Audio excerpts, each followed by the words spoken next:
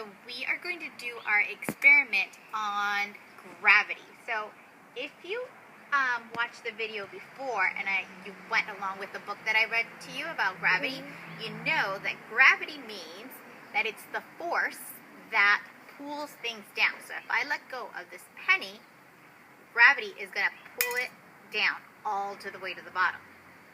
So for this experiment, got my hand all wet, you're going to need a couple things, okay? You're going to need some sort of container with water. I have pennies, and if you see, I already set up my pennies so that I know exactly how many pennies I used, and I set my pennies in stacks of 10. So in each stack there's 10 pennies, and I have 10, 20, 30, 40, 50, 60, 70, 80, 90, 100, 110, 120, 130, 140, 150, 160, 170, 180, 190, 200, 210, 220, 230, 240, 250, 260, 270, 280, 290 pennies. So we know I have 290 pennies. You're also going to need foil. Okay? So what we're going to do is that we're going to make a boat out of foil. And we are going to see how many pennies it will take to make our boat sink. Okay? So we are looking at two different types of forces. Gravity, which is the weight of the pennies and the foil trying to pull it down, and buoyancy. Buoyancy is the force or the ability to be able to sink or float on some sort of liquid or air. Okay? So there's two, right? So we have what is going to be, what has a stronger force? The water, the buoyancy, or gravity, which is our boat with the pennies. So let's make our boat first, okay? So I just grabbed, see, about arm length of foil, but you and your adult decide how much foil you want to use, okay? So I fold it in half. I'm going to fold it again, and then I'm going to start to make my boat. So remember, you need an edge, and I want to make sure that whatever boat you make, it fits in your, so I might have to fold it again so that it fits.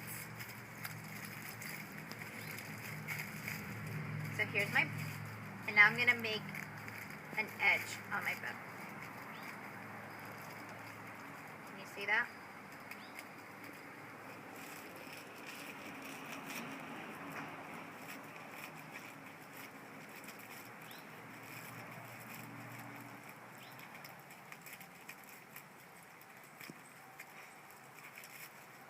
Okay, here's my boat.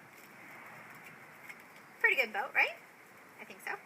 So, right now, the force of buoyancy is stronger than gravity because I know that my boat is still floating. Now, I'm going to put my first stack of pennies. So this is 10. And I'm just randomly putting them in. Still, buoyancy is stronger. 10. Let's put some more.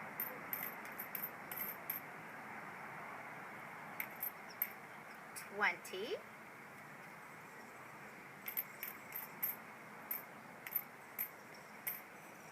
30. Still going, right?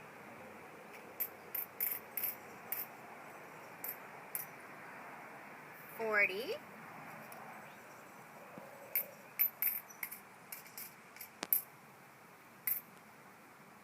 So if you get a little closer,